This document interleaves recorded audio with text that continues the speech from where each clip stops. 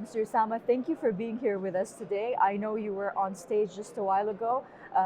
There was a panel discussion. You discussed several matters regarding the new developments in cognitive cyber. There are a lot of things happening right now. But let's go back to the topic or the subject of our conference itself. So it's a transformation from reactive to predictive, meaning that now we don't just secure the cyberspace anymore, but we take a step ahead into the future and secure the current space from what might happen in the future. So we're going back and forth from the future to the present. Okay. What does that mean today for our strategic approach in cybersecurity? So I think the challenge isn't new.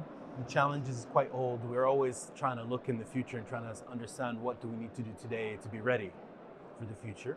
I think what the things that are consistent, that are sometimes are not always obvious, but are quite simple. And then you see that our speakers mentioned them, which is that we always need to, as security experts and security specialists, it's important that we see ourselves as enablers. And what that means is that we need to always look at how we can actually benefit the organization. It's not simply about reducing risk or protecting it. That's very important, that's essential.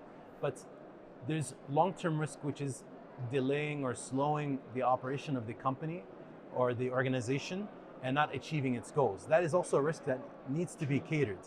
So the security specialist needs to get into that mindset of actually thinking about, how do I help the organization? How do I push it forward and achieve its objectives in a secure fashion without simply trying to stop and block everything because of risk? Risk has to be dealt with.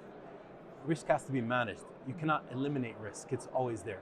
So that is extremely important, and it's even more important today, given the variety of technologies that we need to deal with, given the greater amount of security that we need to implement in various decisions that we take. It's like we're connecting between business development and the cybersecurity area of both these fields? To a certain extent.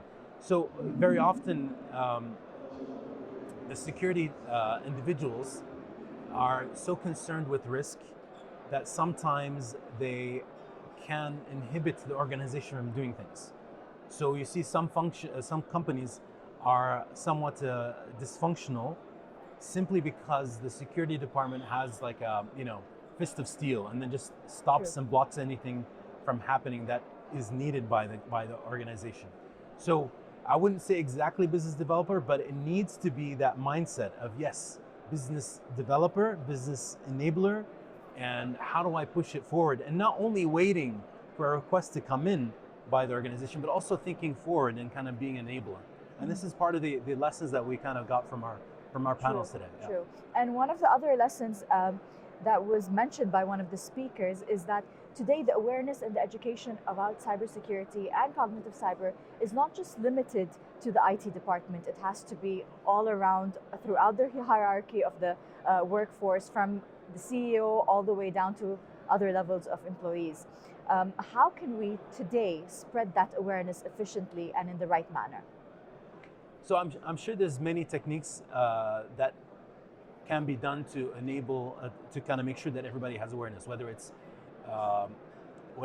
the type of kind of training that you can have implemented, whether it's creating these portals or onboarding for the employees. But I think what's important as well is to have that top of mind for leadership.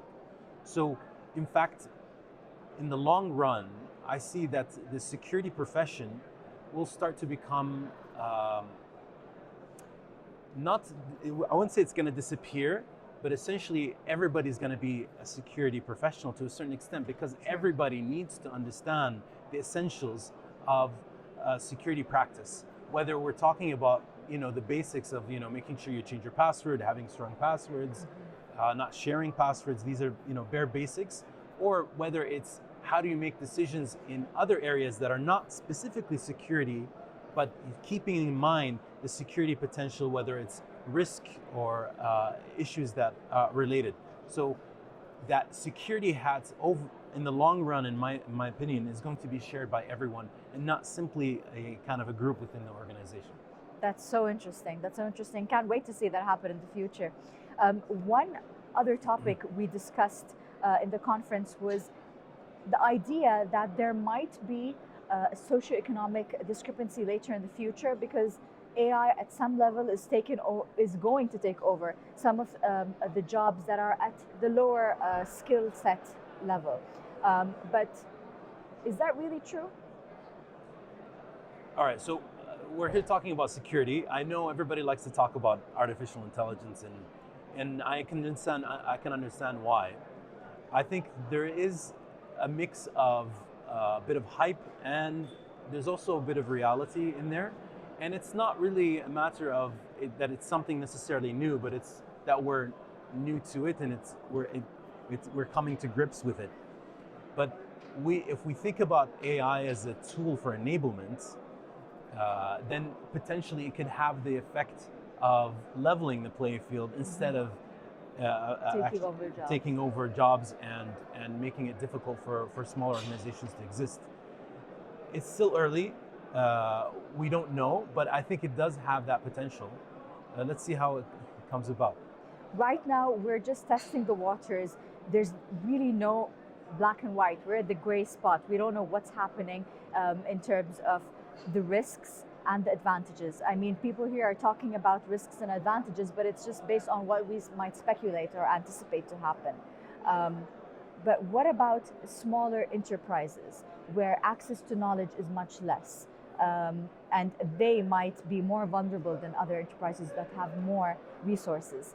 How can we empower them or support them during these times? So that's a very good point you bring up. Actually, our panelists discussed this, and they brought up something that very kind of addresses this. So you see that very often we consider that smaller organizations to be disadvantaged simply because they lack resources, whether it's personnel or monetary resources to acquire technologies that are needed.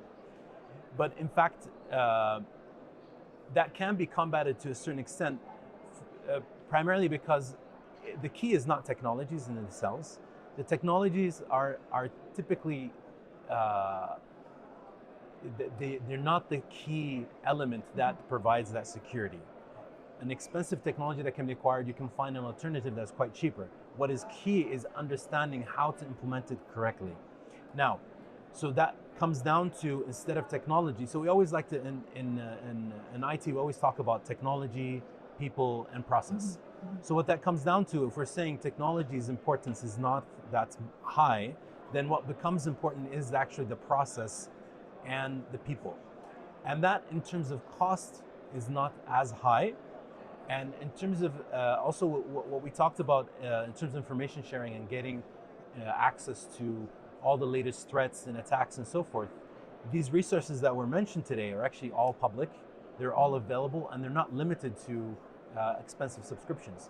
So the potential is there for smaller organizations to actually be able to kind of protect themselves just as good as larger enterprises, but it's highly dependent on the leadership. Sure. And strategy placed by the leadership. Which is also dependent on the new mentality. I think that we need a mentality change or a mentality shift nowadays with all the challenges that are taking place.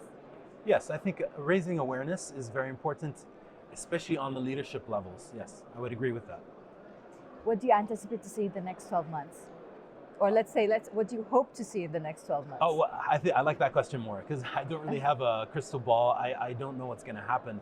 But what I hope would happen is that, and it's related to my closing remarks, is that in order for us to kind of advance in many facets, we're not only talking about security, but security is quite important, but in order for us to advance in adopting, using technologies and improving the way we serve people in this digital age, then it's extremely important to have this continuous learning aspect. So everybody has to have that mentality of always learning, and not only always learning, but always sharing the knowledge and expertise. And so it requires a degree of openness and collaboration that we're not necessarily used to today, but we need to push ourselves to always be Create that participatory community.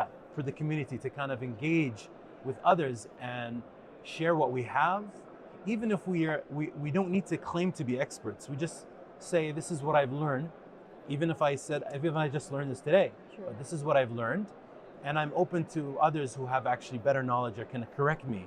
Sure. So we need to not shy away from sharing things publicly with each other in the community environment and have that sense of always giving and learning. Yeah. That's very well said. Thank you for that. Thank you. Thank you for the mediation you gave on stage earlier. And right now, the interview with you was rich with information. So thank you for that, and thank you for your time, Mr. Osama. Thank you, Shahrazad.